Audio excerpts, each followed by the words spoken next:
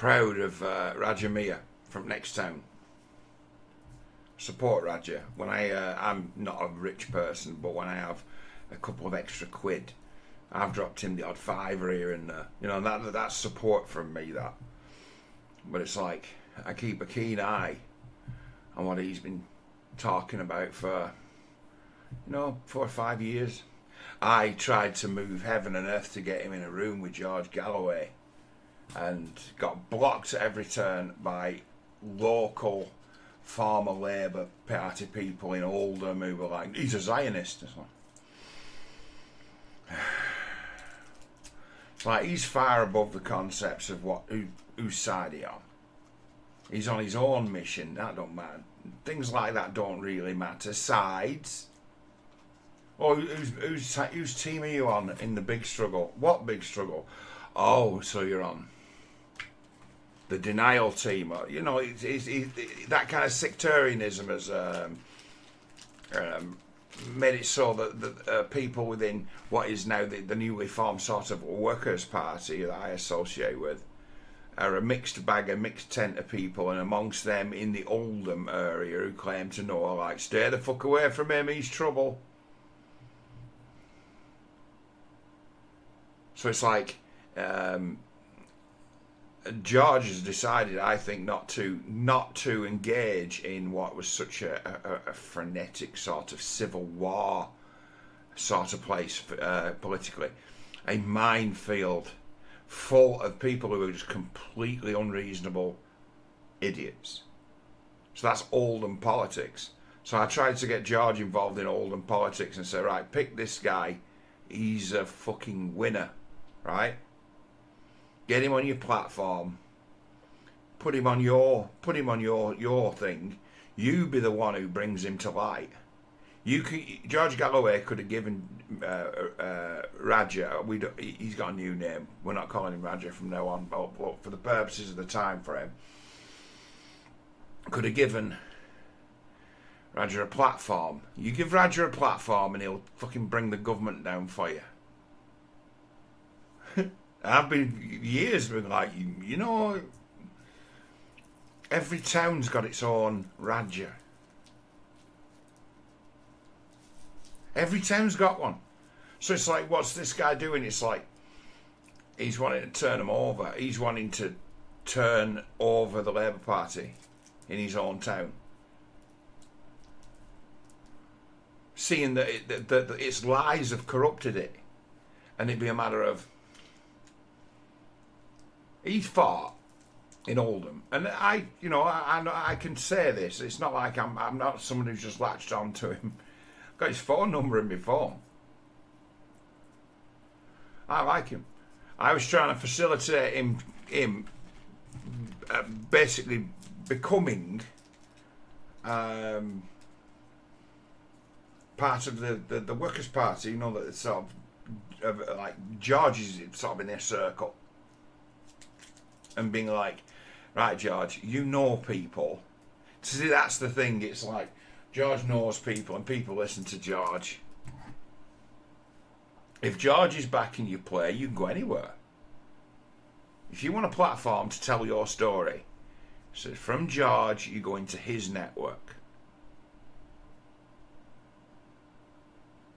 It's like George sits opposite that Piers Morgan and people like that pretty often. It's like if he's got someone who needs to be pushed to the front, if George is backing his play, he's going to get pushed to the front. It's like he needed that. And I'm saying to George, I'm like, you need to work out who Raja is. You need to get on board. You need to have a word with him.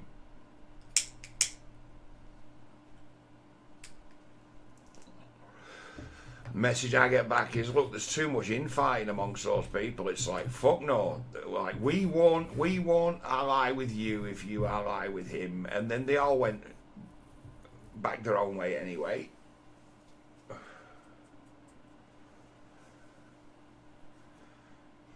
They all just went back to their infighting. So it's like not getting involved. Too complicated to make an alliance with politically, in view of who the people who've sprung up in Galloway's new party that's come together.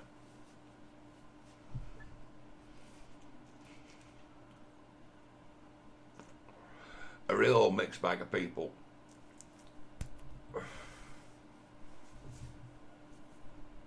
So I couldn't arrange it, and it was, to me, very disappointing because, in first instance, Galloway offered me a seat on a committee for the Northwest chapter of the Workers' Party of Great Britain. I'm like, nah, I'm too sick.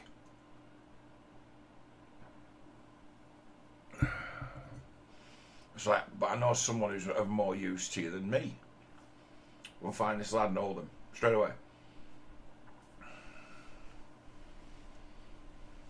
Like, if you're serious and you want to get a serious campaigner on your side and someone who's been able to make an impression, someone who's actually got some influence locally, you want Raja Mia from Oldham. You want to back his play as an independent in any coming general election. It's like, well, will he declare for the Workers' Party? It's like, well, ask him. Go and meet him. Because you want something in exchange. You want your platform to be able to tell the world his story. I saw that as being an absolutely perfect coming together of, this works for everyone. This guy, candidate. Discover this guy, get him on side. He likes you anyway. He admires Mr. Galloway greatly already. Wants to, keen to meet. Couldn't make it happen. I tried. It tried up. It were a matter of. It was, the day was arranged, but the meeting, it was a matter of. Yeah, you'll have to wait in for a phone call, and then when it got to about 7 or 8 o'clock at night, it's like, can't get past all these people I'm talking to already. He'd arranged a few days of talking to people at weekends, and he just couldn't fit him in. And then it were a matter of other things came up real quick, and it's, so I've got this guy end up phone. I'm like, yeah, well, he's going to contact me. I'm a go-between here. He's going to contact me, and I'll contact you. And I didn't hear anything. Sat in all day. I'm like, got the message. Weren't left hanging. Got the message that things are running on. Can't get this meeting sorted out. Well, when can we? Other things happen. So that was a big disappointment for me, because what's going on now with, what's actually happened is a missed opportunity. As to where now it's like the people reaching out to Raja are on the right. Now, not that he'll be swayed into like joining some kind of movement, like you missed out on a big signing. It'd be a matter of, Raja is he's no way apart. His background makes him a man of the left, or what they're supposed to, what they're actually supposed to represent. The old left. He is of that. Raja. He's not conservative. He might be morally conservative, but he ain't one of them. He's one of us.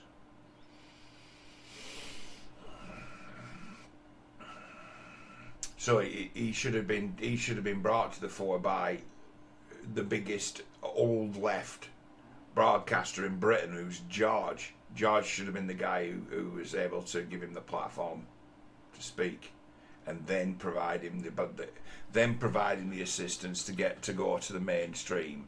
As to where now Raja's spoken to like this, he's been interviewed by or used as a pundit even by the Spectator. He's been interviewed by May Tuesday, which he could do with doing a better interview, because that one where he just spilled the beans. There's some internet problems on it. You could say that Oldham Council are messing with his internet connection, and you might actually, in this case, be onto something.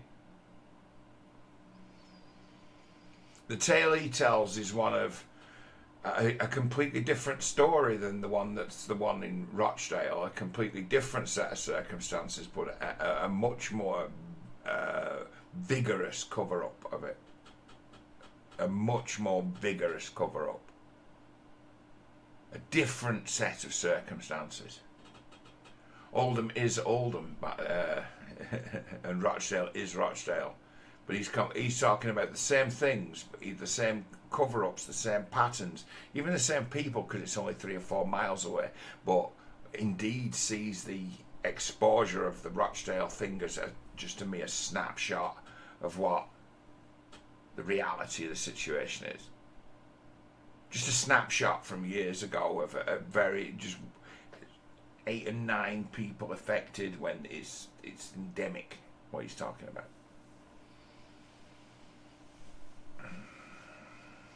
But the systematic nature or systematic knee-jerk cover-up that gets doubled down on and doubled down on and doubled down on and doubled down on, that be the real crime of it. Because while you're doing that, you're just letting it carry on.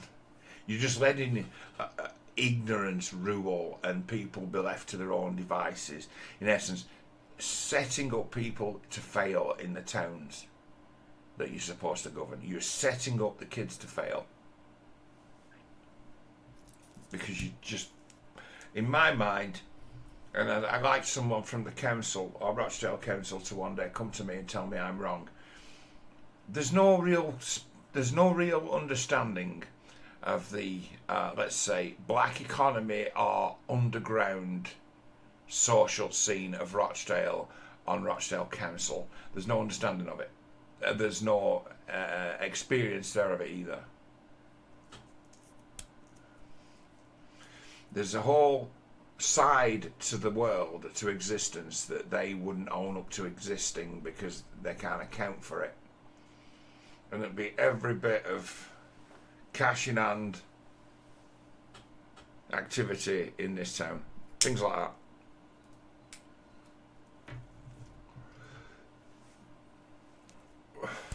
They might joke to themselves, a lot of barbers opening around here, isn't there? And then other people look at it and say, well, that's just money laundering. When there were a lot of bookies, they were good for money laundering too. You bookies on every corner, it's like, what have they all got in there? Fixed odds roulette machine.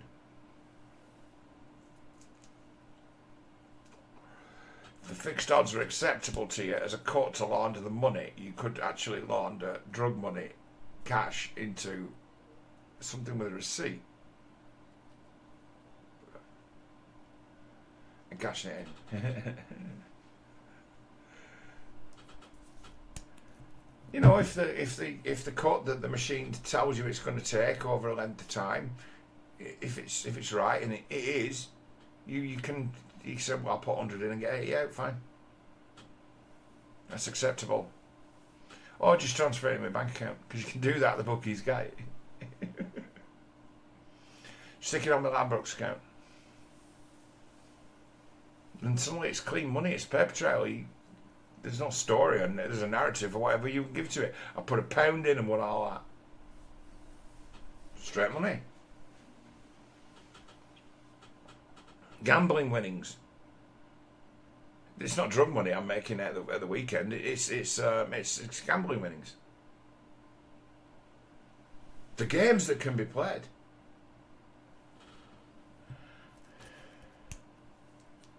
Everyone's at it. The whole bloody world's at it. It's like this minimum wage thing. It's like it just cripples the straight people and the straight businesses, the ones that have to deal with the theft and pretend that this other world that they are all fucking completely aware of doesn't exist as well.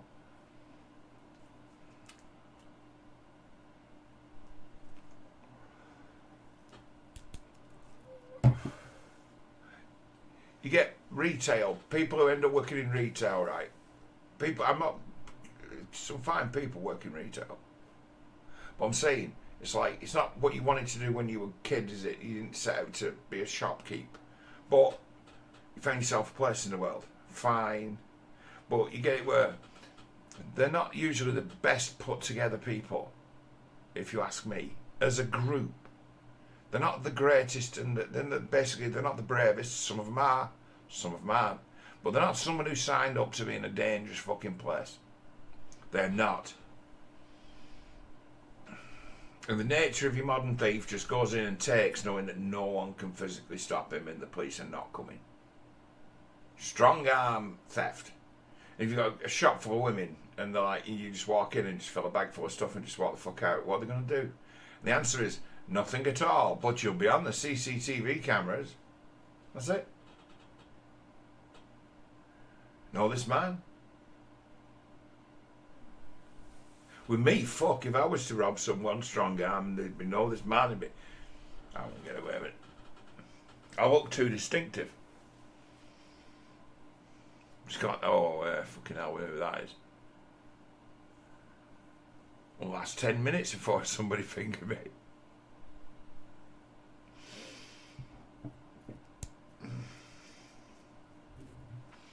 But it's a matter of, that's the thing, it's like that, them's the tactics, and it's like, around this neck of the woods, those have been the tactics for years.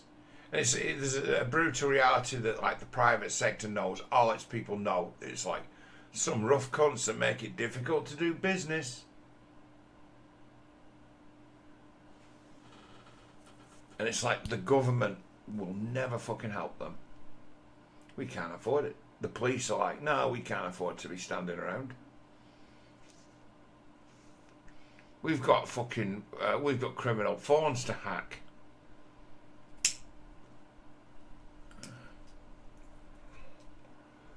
We're taking down the big boys, and they could be rightly said they are, but they're not taking ownership of any of the fucking rest of what is minor crime, petty crime, which don't give a fuck.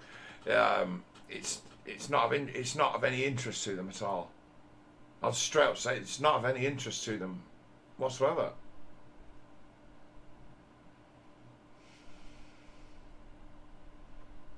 When they say that reports of crime are down, it doesn't mean anything. Is that a measure of hopelessness? No one ever grasps on anyone for anything.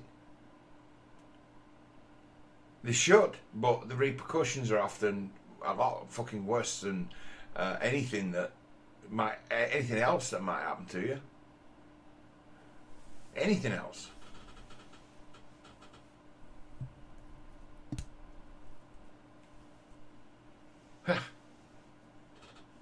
It's like a government or a council that actually faced up to certain realities of the situation might be actually favourable. It might be favourable if we can point to certain things and say, well, these are endemic things that we can't. I think in some regards the thinking of the councils is rather pragmatic, but to completely avoid. No one's ever stamping out crime, not in places like this. These places are fucked. It's like, how? We're going to stamp out crime, how?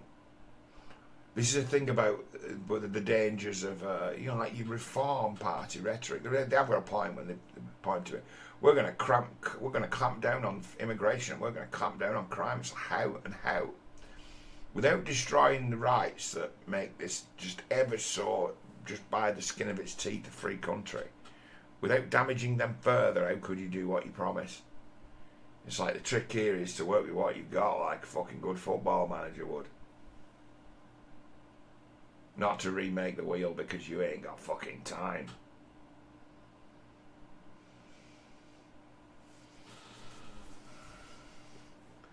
Saying the danger with, as they say, populism.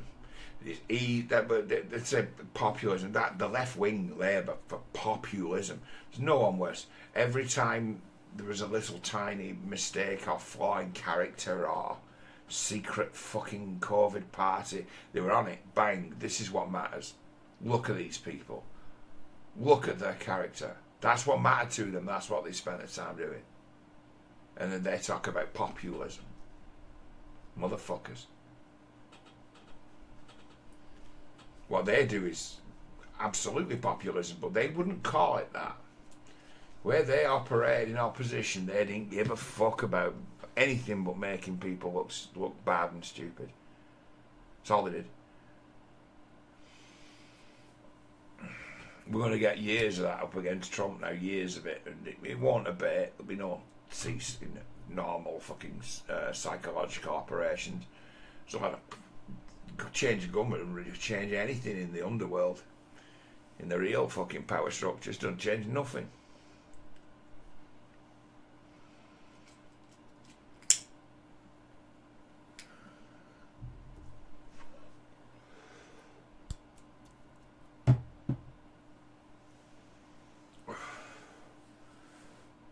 See, Raja, or from now on, Raja, I've given him a different name. He's now called Roger. He's called Roger Moore. It's put the whole "for your eyes only" meme to him, being the one going off the fucking cliff on the skis, being chased by all these fucking labour activists with machine guns. Roger Moore. Nobody does it better. He's that Roger Moore. It's like, no, mate, you're Roger Moore. It's like there's something bigger at play here. There's something more powerful and subtle at play here, right?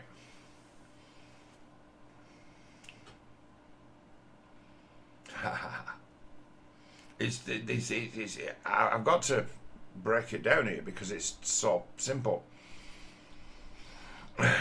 It's hard. I've got to bring everything all the way back from being very complicated to being very, very simple, and it's to find the words for it. It's going to be a feat. I'll give it a go though. Raja knew that he was going to get turned down by Jess Phillips with his request for that public inquiry. Yeah, that was the whole point.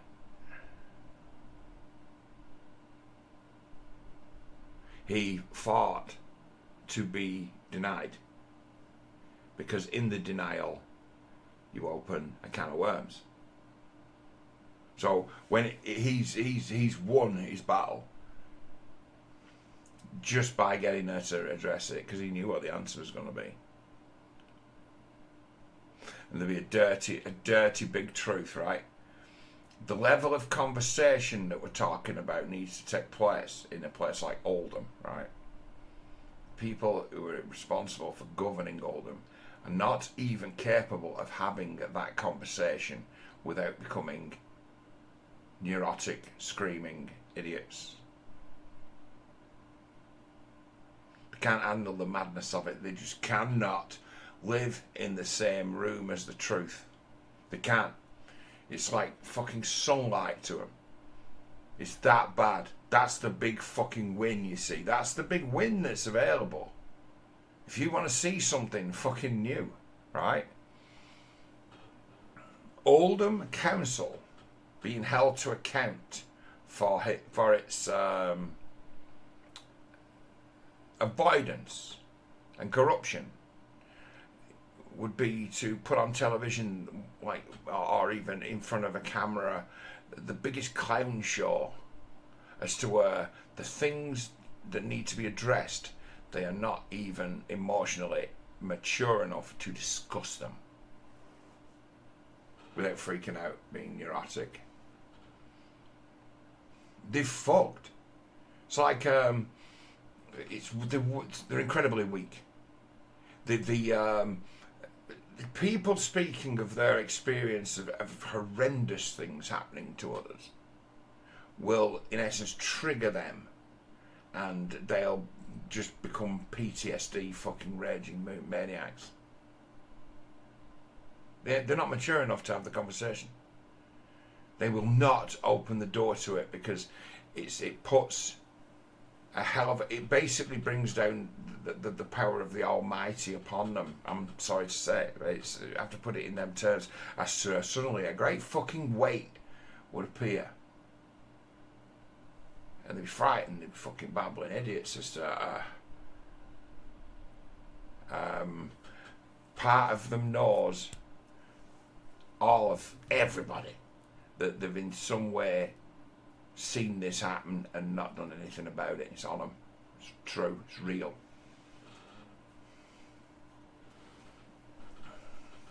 By way of psyop, to expose a lot of people as being just absolutely, totally unfit to be anywhere near governance or kids. Will just make itself apparent.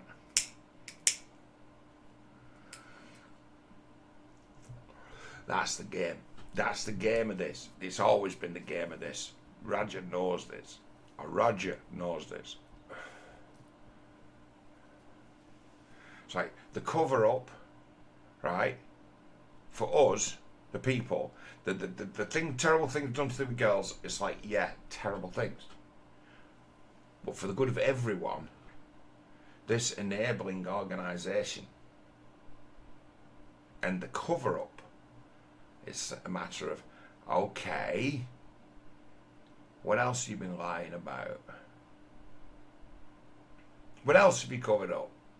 And start asking questions like that, and you'll get fucking closets, skeletons popping out of every closet. But those really, those who've in essence turned a blind eye to get along, that'd be a code of silence. Oh, that needs to be exposed. That needs to be anyone who's ever passed a message to somebody else within the organisations of local government to say, right, we hold the line on this. We just hold the line at this. This is where we hold the line, and we never engage in any of this nasty shit. Anyone who's between them just gone, oh well, it's what kids do, kids, innit? Anyone who's not realised when they were taking the money off the fucking council that they had a duty of care, and that'd be something that fucking hits them, that they can't control. They did. They had a duty of care. They took money for looking after those kids in a lot of cases with council. It's like they take fucking taxes from their fucking parents. It's just easier for everyone if we all just let it go. It's like, and it's based on a childish fear that to expose, like, would be, oh, if I was to mouth off, I'd get in so much trouble. And then when people do mouth off and they do get in so much trouble, it'd be a matter of, oh, it's shut down like that, is it? It's just shut down. It's not a cover-up. It's just fucking shut down. It's just a perpetual shutdown. It's like a cover-up and a cover-up and a cover-up and a cover-up. It's like a million cover-ups. And we said there's been a cover-up. And it's like, well, there's a cover-up of a million cover-ups. It's like there's a systematic avoidance of real.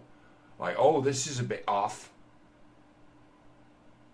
I'm funny, me. I get them fucking instincts, me, as to it's a bit off that.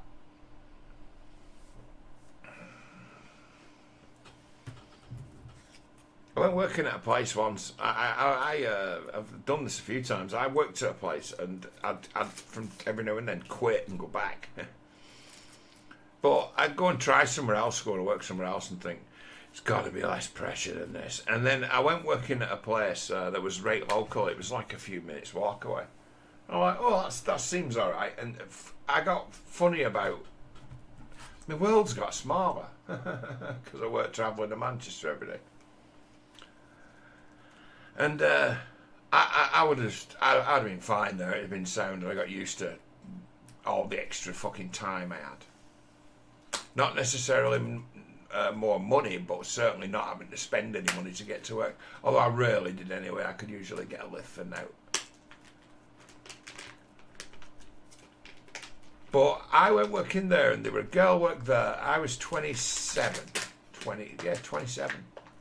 There's a girl who worked there who was 17, right? And she'd worked there for a year, and she put herself in charge of the place. I'm the office supervisor, and the guy who run the place, he was one of these who was a bit naive. He was a good fella, but he was naive about what was in front of him. He was like blind to what was in the place. And it's like there were two girls he had working there, and one was 17 and the other one was 16, and one was a YTS like apprentice trainee, and the other one was like a YTS apprentice trainee, had been taken on at like minimum fucking wage level, and it became this title of, well, I'm the boss of her, so therefore I'm the boss of you.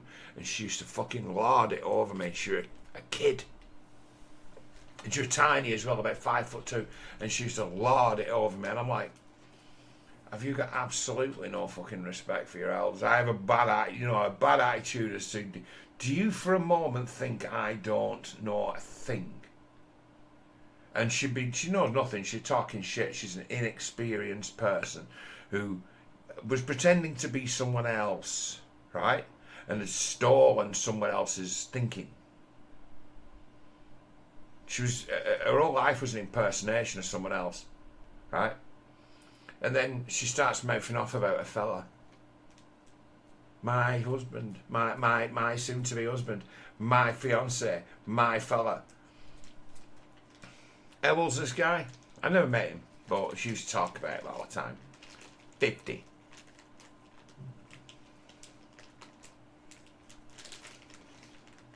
And she was a fucking nightmare. A nightmare. Like you've been banged up with a neurotic old woman all day who gives herself absolute authority. She was like a queen. Kid, about 5'1". And I do it, me. When I get in moments where I get I think I'm one of these people who thinks creatively when they're getting annoyed, and it stops me from running my mouth usually. So she's running her mouth at me, and I'm thinking, I could probably get hold of you by the hair, and you'd be so light. If I held onto it tightly enough, I could swing you by it through that fucking window. Some tiny person. I could place you in any fucking wheelie bin within half a mile. After I brought your fucking neck. I'm like that, mate. I'm like, you fucking run your mouth at me. So it's like, as I'm thinking, I could just wring your neck. My face is usually saying, I could just wring your neck. Not in a nasty way, in a sort of a dismissive demeanour. As to say, really. Could not fucking bear it. But it'd be a matter of, anyone heard of grooming and know what it actually fucking means? It's another word for training or conditioning.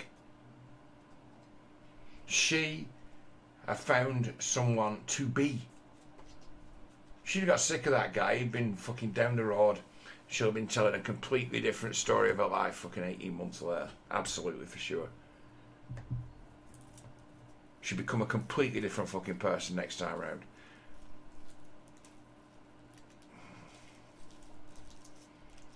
But, say, old man fixation, massive dysfunction.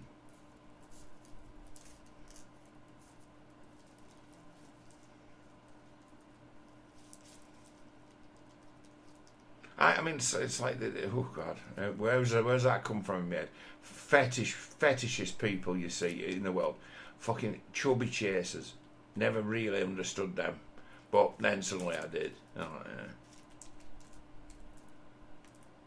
It's like, there are those I know who have been associated with, because I've had to work with them, who've had this thing as to where they're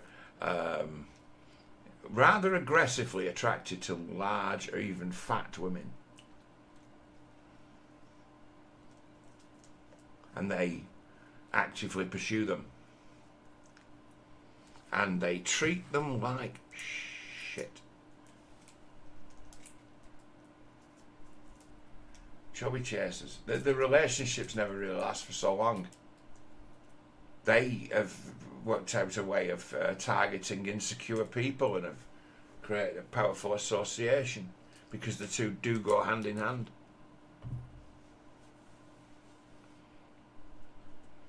I can treat her like shit and no one's going to look out for her.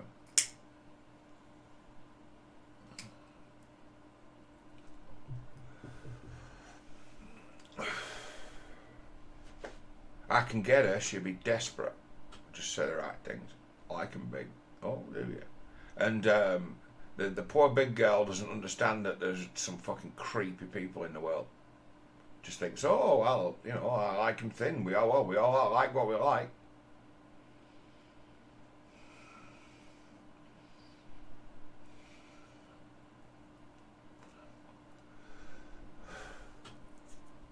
The internet just opened the floodgates for everything. Anything linguistic, it opened the floodgates for. And one of the things it opened the floodgates for was fucking liars able to sell themselves as someone other than who they are, for the purpose of tricking impressionable women into awkward sexual situations. In fact, that'll have been the third thing that the internet was ever, when they came up with the notion, that'd have been the third thing they thought of. First one be, let's have it right, blokes invented it. Can we shoot at each other using these devices? Can we have like games where we get to shoot at each other with guns? Yes, we can. Second, is there going to be porn? Yes, there is. Third, we're going to be able to lie to people's faces without being able to speak to them? Yes, we are. We're going to find a way of putting a message into someone's head without telling them, without having to say it and face the repercussions of it? Yes, we are.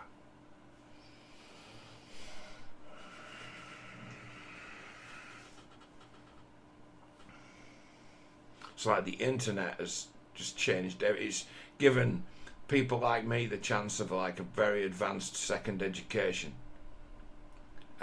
That's cutting edge, right at the tip of the spear in my field. Great. Love it. But hey, those who've used it as a way to reach out and find companionship, oh God, they've looked in the wrong places, haven't they? Oh my God. Like the internet has done as well as at the same time as the internet, you've got the side-by-side clash of the social scene. Well, now it's those who can afford to meet up, and the numbers dwindle week to week, year to year. The people who can afford to make an appearance, and if you don't have that, it turns out, oh shit, the people you spent all your time with, you spent your time with in the pub. And while you were chatting and playing cards and playing snooker badly, you were paying to be here. You're a customer. You're a co-customer. When you stop drinking like I did, you realise that someone who had loads of mates, who could find mates everywhere. Right? You stop going to the pub. Suddenly it's you don't matter to them. You're a mate from the pub. Why have you stopped going to the pub?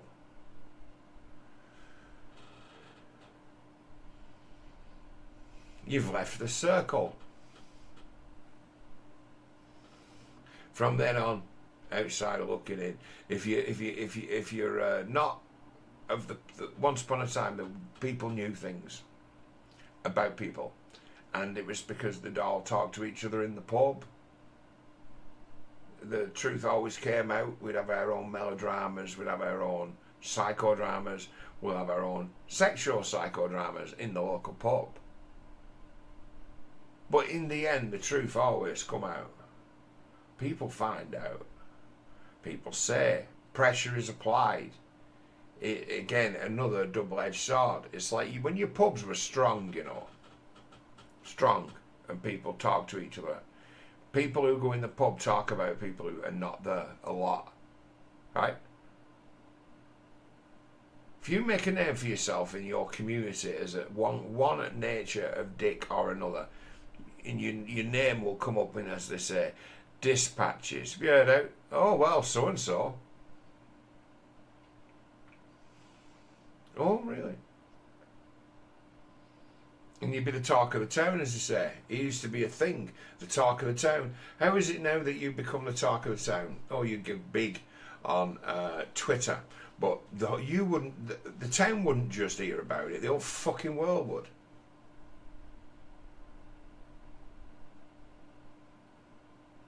We've got those who are playing games of attention and power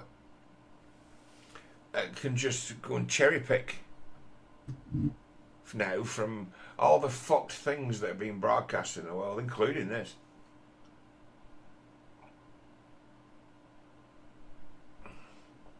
Amplify it, make it look bigger than what it is. Excuse me.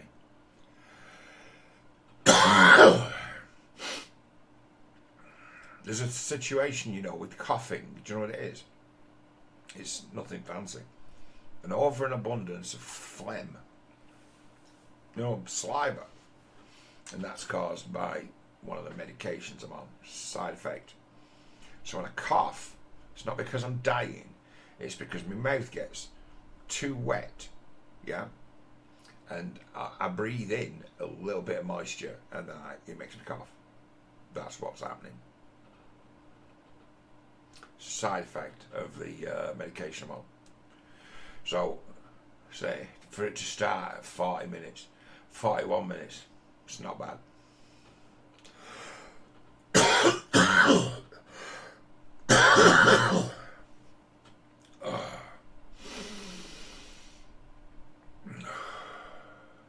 Sorry about this moment I'm having. I'll just have this moment because I'm going to finish.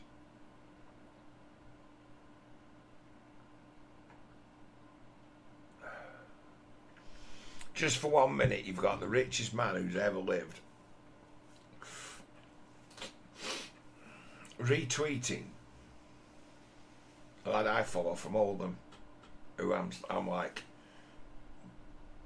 this guy needs to be seen, this guy needs to be heard, people need to try and engage with this guy. It's like, blow you out of water. Take him on. Cross-examine him.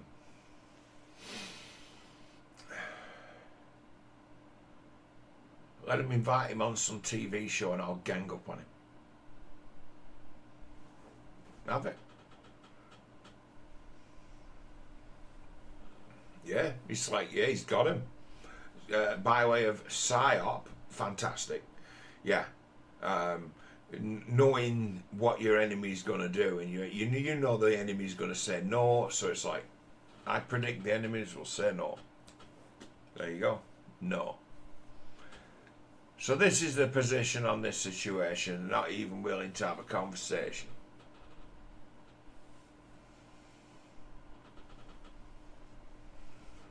What's gone on? And who did it? And who was in on it? And who covered it up? That's the thing. It's like the individuals responsible. Next part of the thing. But it's like moved on to bigger and better things. But the organisation that actively covered up and prevented there being a proper investigation into it and the like, and then went up against anyone who tried to expose that they'd made something go away, come after you with everything they've got. And then that'd be everything, not the government's got, that'd be everything that your local Labour Party's got. Or your regional Labour Party's got. No, we need to shut that guy up. Why? Could make a lot of people feel guilty. We don't need that. Open up old wounds for people within our ranks, protecting our people. They made a decision to draw a line under things, and now it's like, excuse me, we made a decision that this is dropped. We don't talk about this anymore.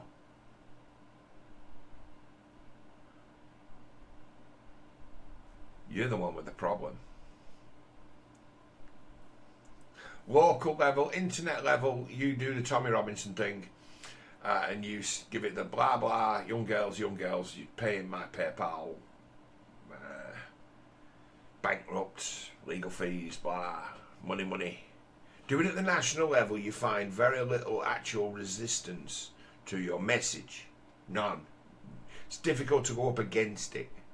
Your position It's very difficult to take on if you're going to make that your position, your sole position. Go to your council and take up that position, and you'll find a different world. They're completely 100% against you, and those who are on your side, they won't say publicly. Publicly, they'll go along with the council, but they'll tell you, well, I actually agree with you, you're right, you're on the right side. They'll say that be to you, but on the council, they'll be voting with the council. That's why you needed Roger Moore to infiltrate them, break them up.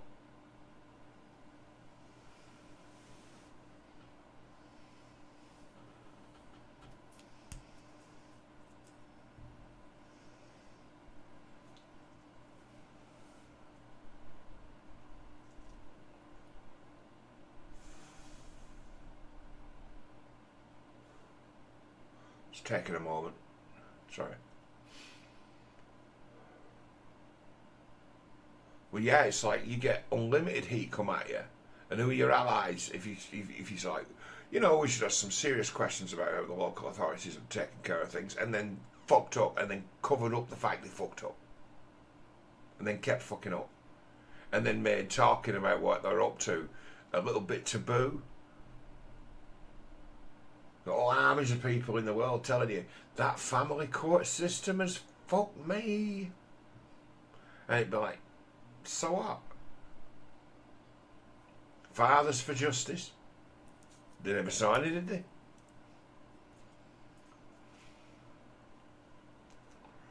Same world as all that nonsense. While that's being hammered down to the letter of the law, that family court shit, picking up the pieces from those tragedies for kids. The fucking Asian grooming gangs and the like. Or whichever kind of grooming gang. Or whichever local fucking pervy kid decides to have a go at your kids.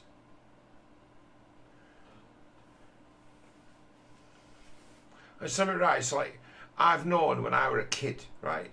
Like 12-year-olds who used to molest 5-year-olds. Kids I went to school with who were like mysteriously removed from school in the old town. The old family moved, gone. And then it was a mystery to me as a little kid, but now, no way. It's like, yeah, he had a thing for sexually assaulting little girls. I'd seen him do it. Child protection, get involved.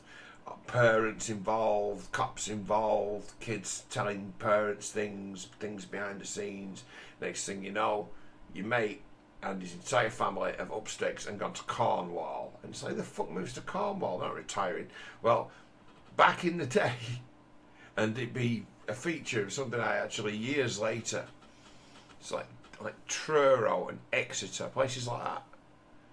The councils there haven't got many sources of work, so you get them days troubled families in the north would be sent there because they've got the manpower to manage them.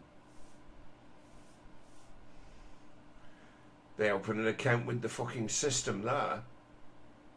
Kid got taken out of school, family came back, went away, never ever to be seen or heard of again, as if they never existed.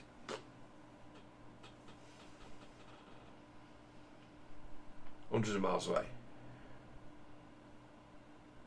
And you put that story together. I put that story together a few years since, weighing up the pieces of it were, and it's like he'd fallen under the influence of another bad kid who turned him into, in essence, a copy of him.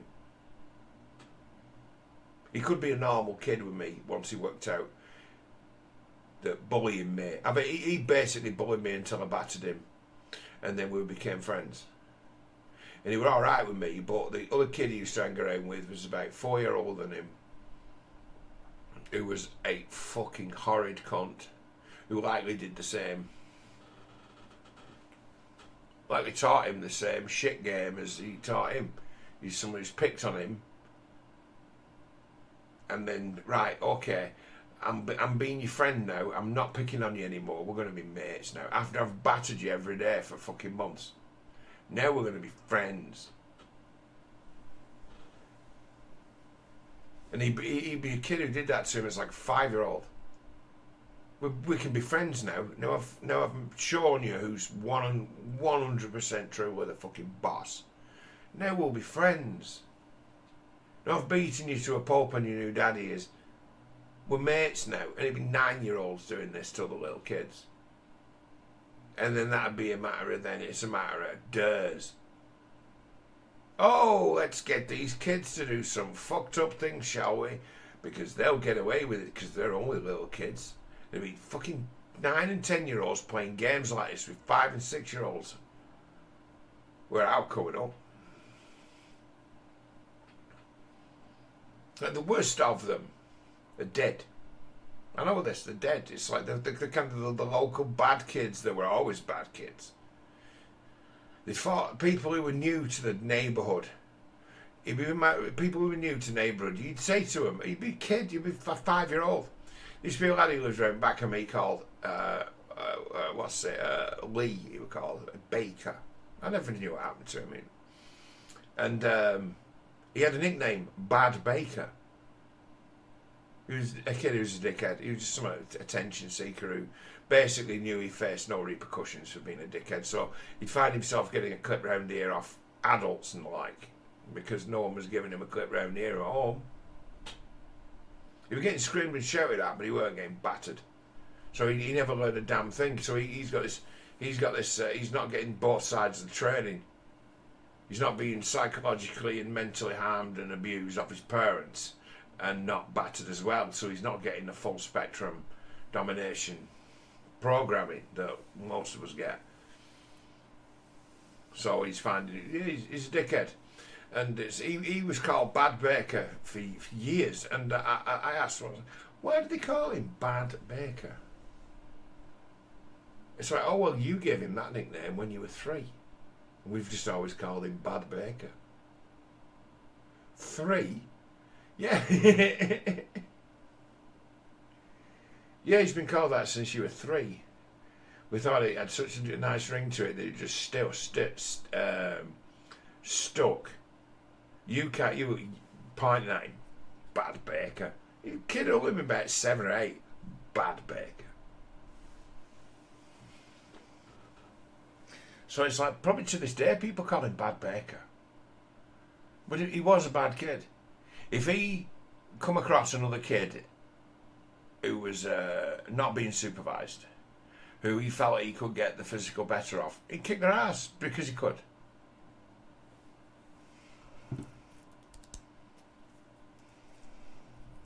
Kids are fucking awful. When kids have not been raised right, they're awful. It's like you've got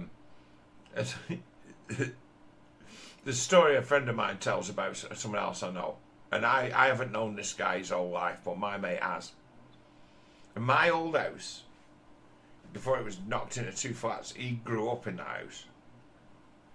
That very same building, an old mate of mine's family, he grew up in the house. And he was a kid who wasn't allowed in the house, but also wasn't allowed out of the garden. So he was a kid who used to like throw stones out the garden and try and bait people into the garden so he could batter them.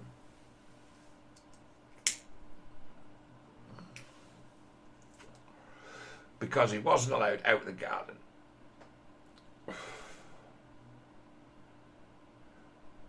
And I've heard it said that to walk up the ginnel by the side of his house, that house, like what would now be 60 years ago, was to have that kid giving at you. Fuck you. Come on. Come on.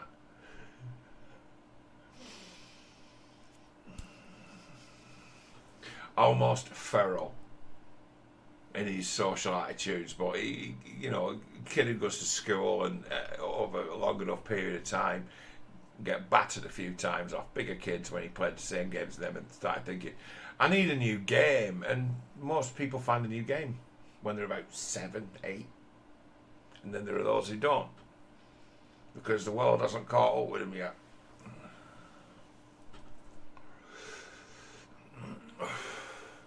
people come to tragic ends, you know, and the people who come to tragic ends, you can put it back to the start, and it's like they were bad kids.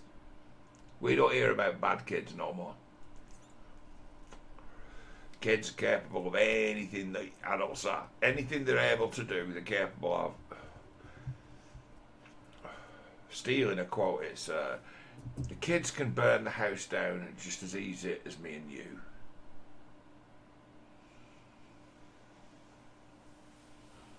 Don't play with matches.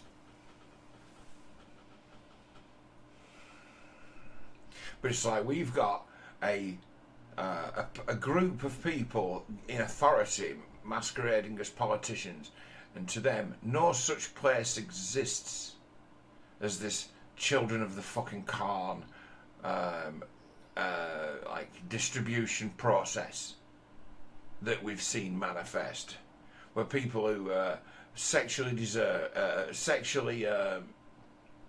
abused end up with kids, and they don't make the best of parents, and they certainly don't make the best of estranged parents either. And we set up all of these fucking psychological, social nightmares. I'm not saying, hey, we should start offering free abortion. No, I'm not saying that. I'm saying, look at the problem that we've got. Oh, your one-size-fits-all education system will treat some well and mistreat others based on trying to treat them all as the same, as if they're just cars off an assembly line. Policy. Or a child's policy. Like, you fuckers don't know the half of it. See, you've got a population that's blind or remembers school in a fucking weird, sentimental way that stops them really thinking about it.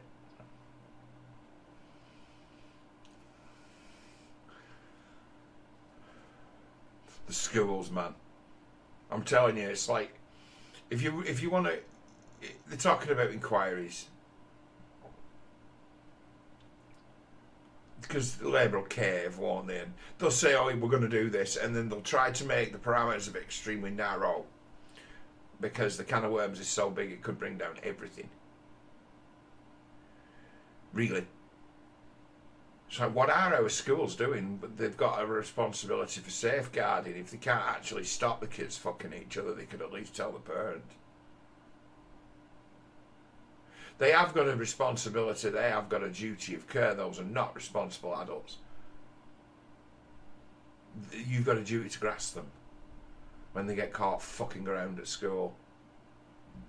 When there's been an incident where someone's been raped or molested at school, it should be like, whoa, we ring the bell as to making the penalties for such activity rather harsh, and that send a message. No, I wouldn't do that. We can do that outside school, but then it's a matter of if the school wants to, it can probably say, well, you know each other from school, so that counts as school, so bang. They get wind of that activity amongst children. You see, that's the gateway. Child sex, right, is the gateway drug to all of the rest. All of the rest. Everything.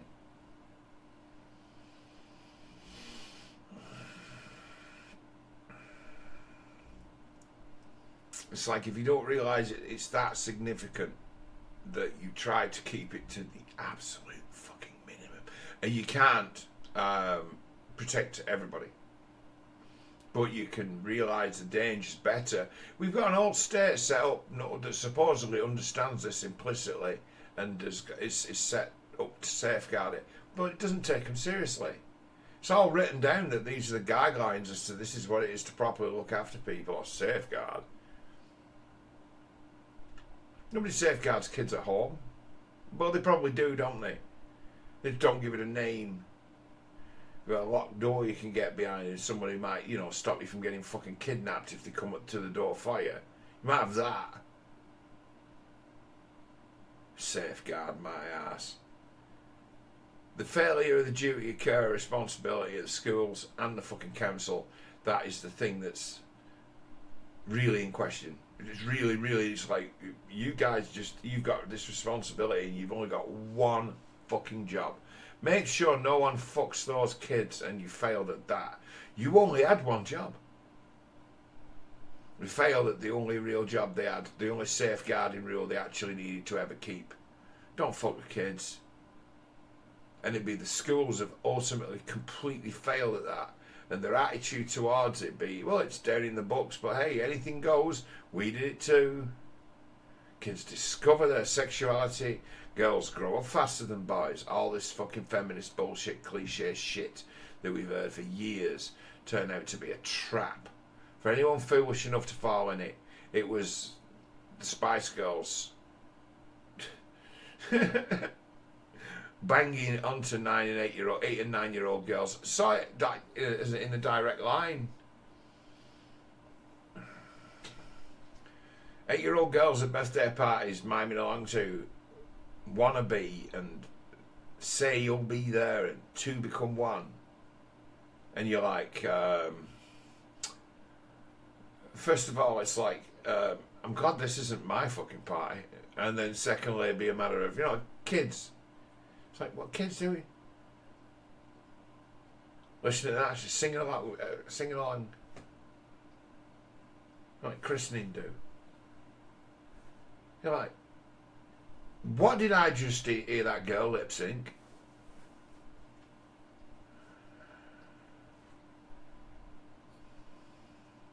We've got a society that's the true sort of satanic new world order of it is to understand that sex sells, but sex sells extremely well to children, incredibly well to children.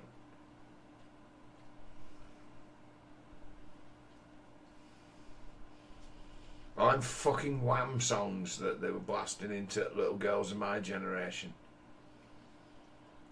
I'm your man. Not steal the glory from that Granddaddy Dirtbox character whose real face I never saw, but he was an interesting fella to talk to.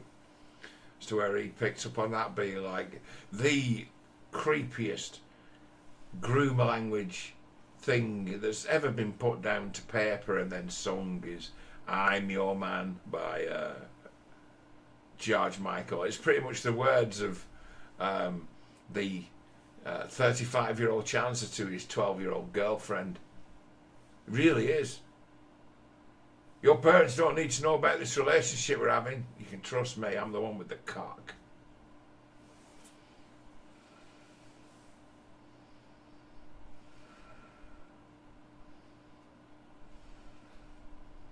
Terrible.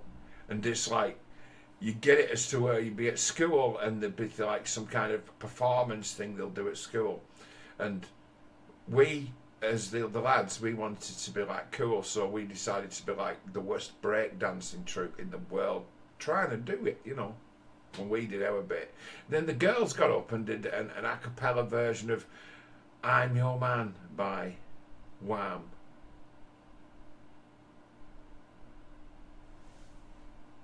And they're like 9. And you're like, oh, this is different. They're actually not singing it bad. They obviously know all the words. They've obviously practiced.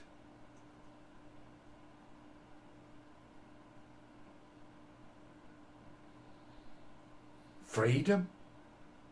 I don't want your freedom. All this shit they fed them. Girls in their head, and it's a matter of to bring out of them that bitchy, almost like dismissive. Oh, I get to pick and choose, mate.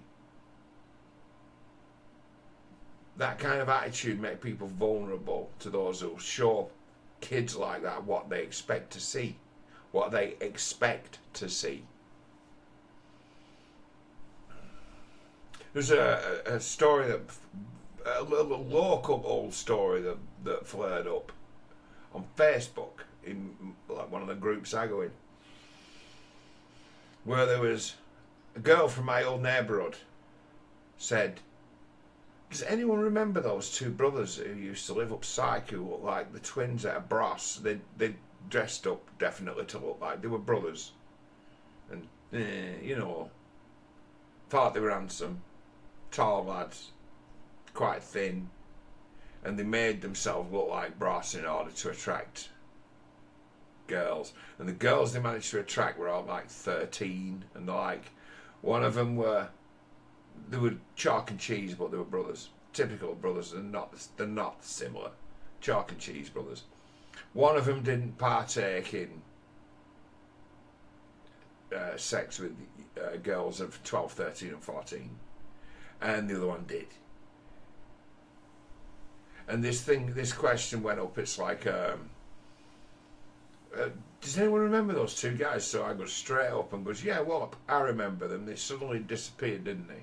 No one's heard a fucking peep from the old family of them for a very long time.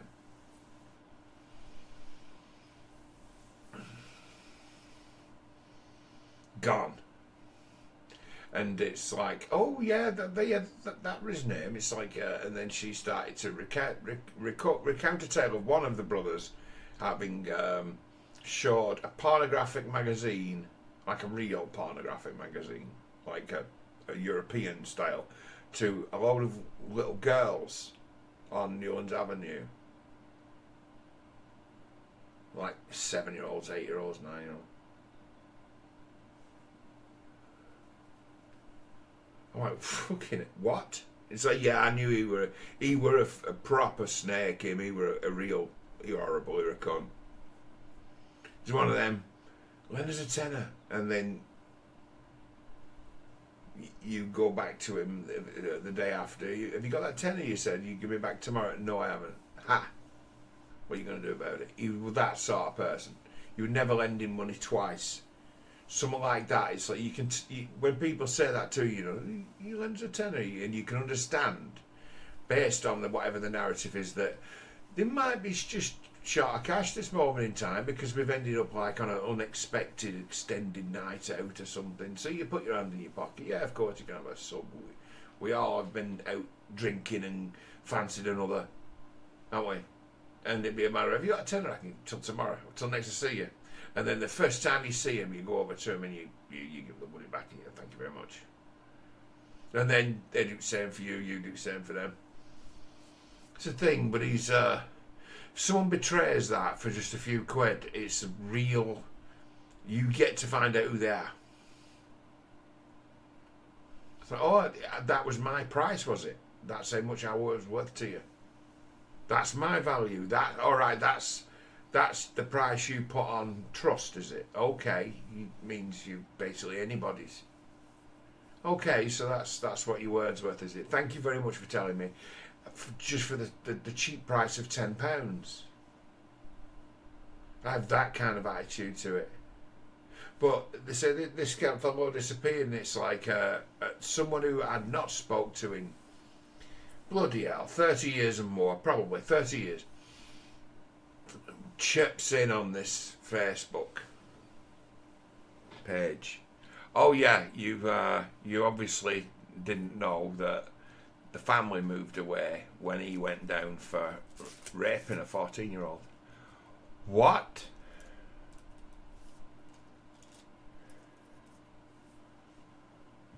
And I'm like, yeah, that sounds about right. He used to, when I was in the local pub, when I was like 13, girl he used to bring in the local pub with him, she was 13 too. Where do I know you from? One of them. Don't I see you on the bus?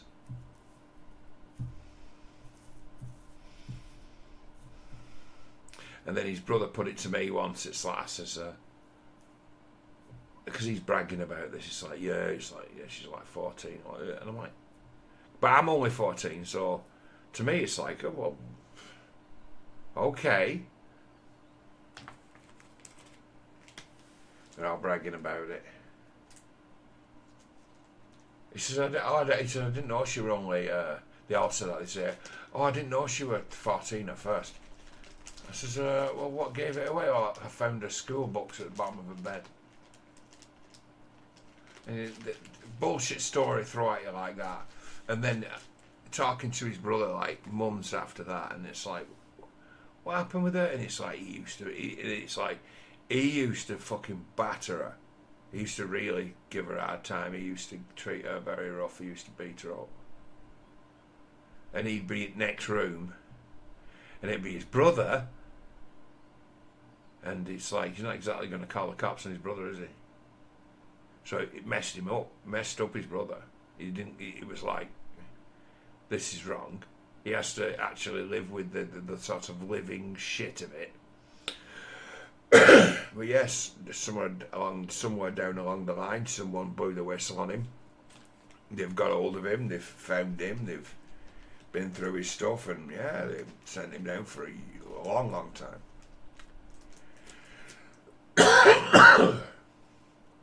He was our sort of neighbourhood Pied Piper. Yeah, but there's been quite a few characters like that in sort of my wider neighbourhood over the years. There's like a new one every year, and he's set about his purpose to rob the virginity of all the fucking girls he went to school with.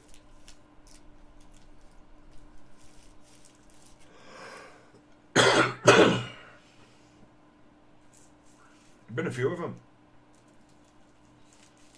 and then just a procession of 17. You're as a kid, you suddenly you're competing for the women, because you do, with people just a lot older than you, and it never ends.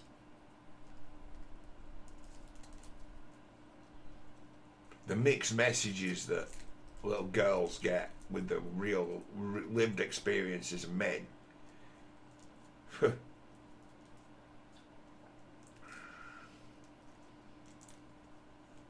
Going out finding broken fools, or else finding just older guys. You older guys seem a lot more better put together than these younger fools who are all submissive, behaving in the way that they've been conditioned to behave around women, being submissive, and they don't like it. They go and find themselves a fucking idiot.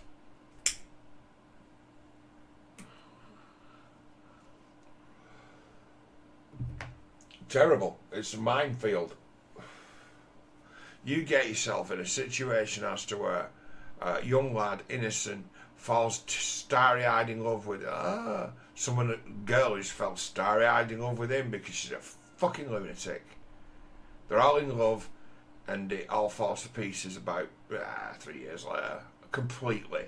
As to where he gets the ick when he finds out that everyone in the fucking town has fucked her mum. And you're like, oh. Soon as question of that gets raised, somewhere a fucking house of cards tumbles to the ground, and things will never be the fucking same again.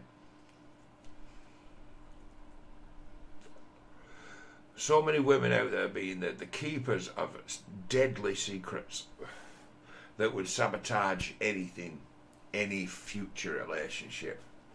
That's why humans are not really made for this multi-partner system. They can cope with it, but they're not made for it. It has side effects. One of that, you can endlessly be paying the price for somebody else's sins. Endlessly.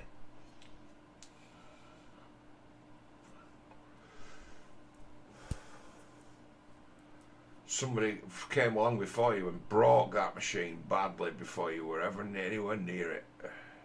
Taught it some fucking real unpleasant games and ways to win. And you're up against somebody who knows no better, and they'll never know no better because no one will ever give them a reason to fucking change.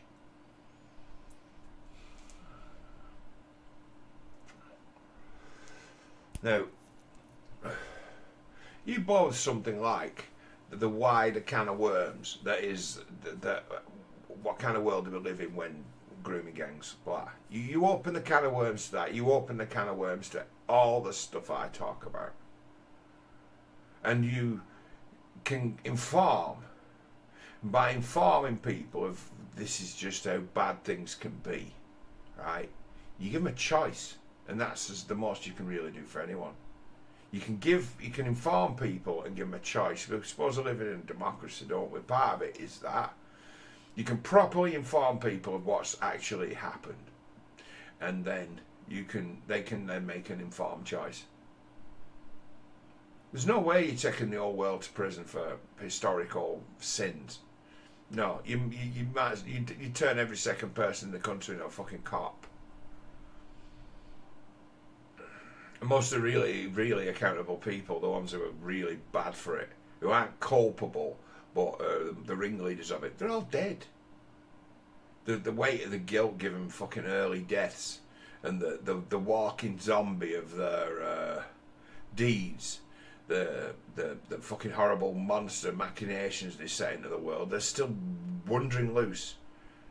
You'll get a certain situation as to where the powers that be may actually realise that they're defending an indefensible position because they're not actually willing to listen to the likes of my good self, who'll say, you've got a societal problem here that you're not willing to face, right? But you have got responsibility for. But you're not willing to face it. You've got responsibility for this. You've signed up for this. You've got a duty of care. But you're not willing to face it, because if you were to face it, it would fucking destroy you, because you wouldn't be able to accept that such a world existed. And if you did, you would never have become a politician in the first place. The truth of reality, existence, for the guys at the bottom who can tell you a tale or two. Minute in their world you question why you became a politician in the fucking first place. You'd be against them. Maybe that might be the case. Maybe they once were against them, and then suddenly once the idea of being one of them became a possibility, they just changed the rhetoric. Not so different. There's not so much difference, in my opinion, between rebel rousing woke right and the left. They have the same mindset. They just have a different ideology. One has a fanciful 1950s ideology, and the other has a fanciful 1960s ideology. And they don't stray much far beyond it. They're not going to have a realistic conversation as to say, you know what, it's like all the cases that can be said that an invader of some kind decided to set Britain in its sights by turning it into a fucking morally degenerate cesspool to bring it down. Well, everyone thought of it, and everyone tried it, and everyone succeeded. Did everyone wanted to do it? I think everyone in the political heart of hearts, from being young and naive about what's valuable, have been setting about in their own way from inside government to do the best to sabotage it. I think man hates government for its lies, and then finds itself eventually awakened. Some do, some don't. It's to say, I'm part of this. It's where you're awakening. You say, well, woke, right? There used to be a time when they used to talk about spiritual awakening, right? And what that usually amounted to was that you, in a moment, felt the depth of your own sin. That's a spiritual awakening. When something you'd not thought about for years comes back to you strong as, this is the most wicked and terrible thing I ever did. It ain't going nowhere. That's a spiritual awakening. That's woke. To understand that you're in some way accountable, that you owe a debt. That's a spiritual awakening. When you realise the weight of your fucking debt,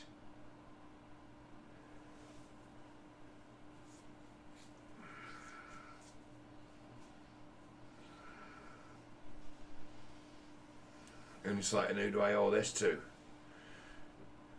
Whoever's not forgiven you for it. That's awakening. You come to realise, I've been so terribly wrong. That's awakening. Give it to them. They're going to try. They're going to. There's a process going to start now of we want inquiries, right? And it'll go on for. They'll try to make it go on for years. But the right tactic is to keep fighting for better terms for the inquiries, and have them say no, no, no, no, no, and let the process go on forever. Because as it goes on, every time it happens, you'll see the knee-jerk rejection reaction of people who are not even willing to face it. They indeed fear talking about it, hearing about it. It'll fuck them up. They can't have that conversation. They cannot.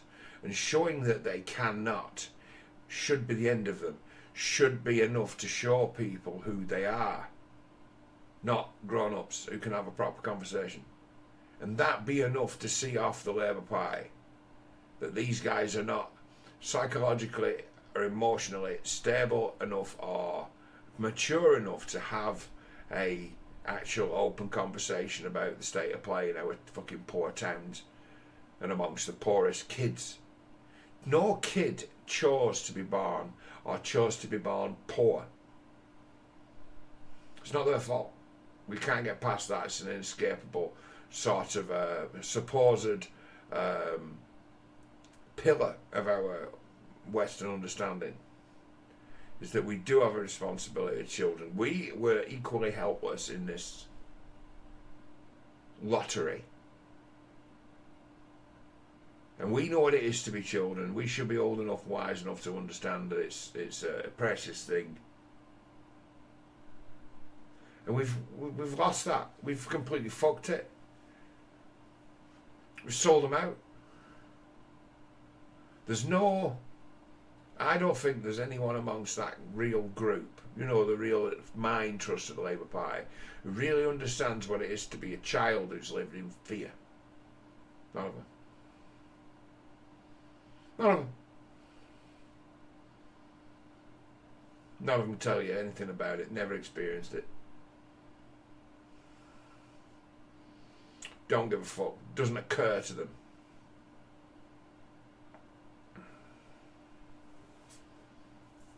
And as long as it doesn't occur to them, those it does occur to, who understand that, they're going to be able to run rings around them and do whatever they want on the wrong side of the law forever. They'll pretend they don't exist.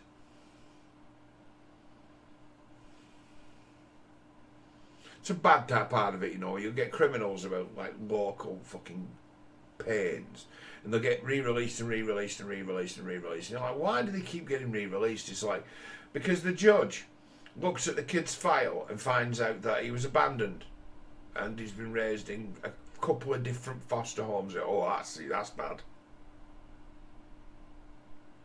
And he went to these schools and he's had these social workers and he's had these supervisors and he's had these educational assistants and he's had these. It's like, oh, he's one of ours. Let him go. For this kid's story to be, for me to make an example of him and give him a few years because he needs a few years, it's just going to put this story out there. Let's just give him some more community service, so that puts him in the, in the crossfire for even more bullshit and brainwashing, and becomes a game he plays with them.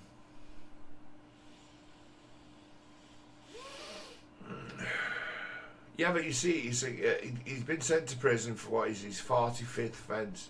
What? Why do they keep letting him go? Oh, he's got this psychiatric record.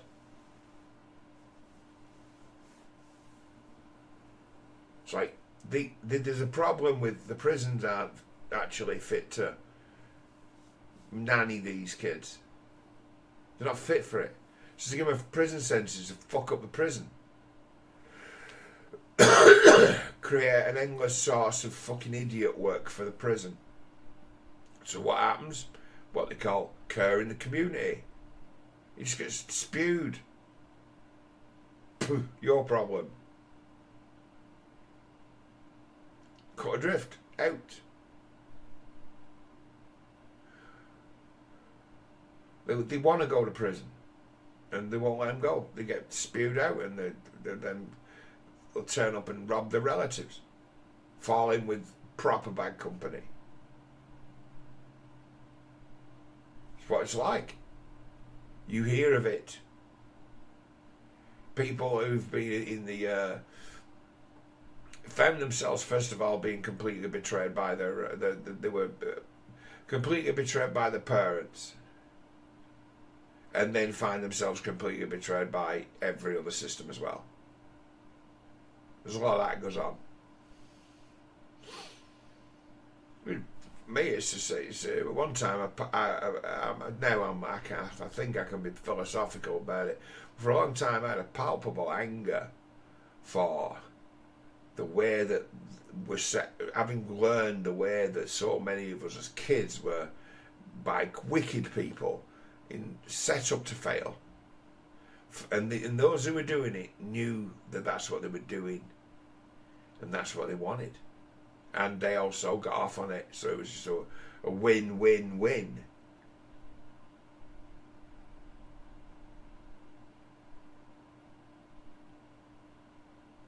We know the part of the fetish, isn't it, of the worst people who get to kids, little girls, little boys, is that they know they're fucking that person up. It's part of why they enjoy it. They want to turn someone into a fucking monster. That's why they do it. It's part of the enjoyment of it. They want to see what becomes of that person that they fucking ruined. That's part of the fun too. You ever think that you've got people who've done this to people who've been big, and they've like made sure that this victim of theirs be on television so they can keep an eye on them? You're going to have a television career. No, I fucked you up the arse. You're going to have a television career. You're going to be a big star. Why? Because I want to keep an eye on you.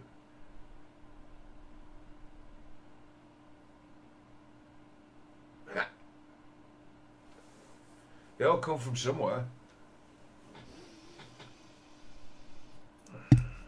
Tell me, who was the sort of music executive who had some kind of sexual fixation on Britney Spears that made her that fucking raving lunatic you see putting videos out of herself all fucking unhinged, dancing around in her knickers?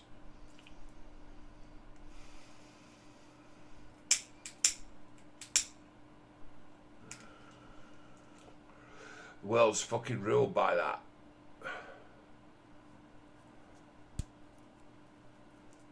Ruled by it.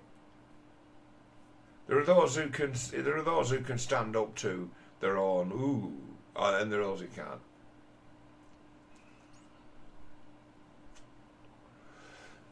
Those who can't do untold damage and create more of themselves. That's what we've done. So it's like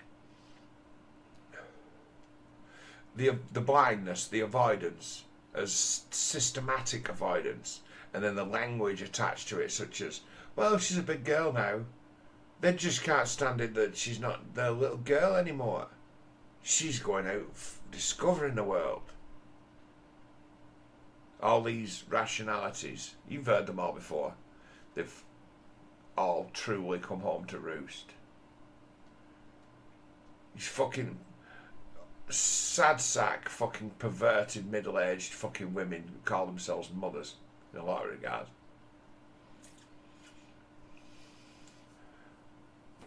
Watched it happen, thought nothing of it, called it something different. And will probably never take responsibility for their actions in failing to protect their children. Because they probably have enough problems of their own. And their problems be the only problems in the world that matter to them ever in the first place. So good luck in the wild world, kid. Some creepy bastard's got his eyes on you.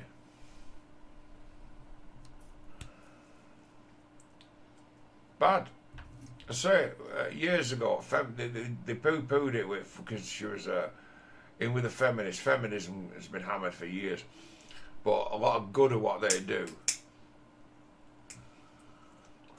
is thrown out. It's the baby that's thrown out with the bathwater. Tell you that years ago, Naomi Wolf talking about rape culture. She was right. She was right. It exists amongst the poor working class, and it's a prominent force between 13 and 18-year-olds. Prominent. It's like the order of the day. It's free for all. Terrible things happen to teenagers. Gets covered up. Boys and girls. The system isn't emotionally equipped to respond to it in any really meaningful way. It's not built for that. It's a crime that will cover itself up based on often the nature of its victims being people who got themselves in that much trouble in the first place. So it's almost the end result of years of a cascade failure that sees a kid in a situation as to where they find themselves with an inappropriate adult. It's not that act, it's every act that came before it being an absolute fucking fail. And to tip the can of worms of child abuse and historic grooming, it's like, where these kids come from who found themselves in the hands of those people. What has to have happened to you for that to be the outcome as to where you found yourself into bad company being passed around by bad people? It's like there's a whole lot more to it than by the time they've been monetized or else say passed around as commodities. A hell of a lot has gone on that's led them to that day. And that be a civilizational failure. And any country or state or town that operates on the basis that it's been operating isn't going to be one for very long. It would destroy the place. It will make it so that it's become a place where no one would want to do business, would not want to do commerce, would not want to associate themselves with such an irresponsible place, as to where it's those who are charged with running it and get to feel important for doing so aren't even willing to face up to what it really is. And if they knew what it really was, would they be so proud of themselves for their achievements of getting to fucking run the place ostensibly? No. Wouldn't be a place worth running, would it? The whole approach to even looking at it would have to change markedly.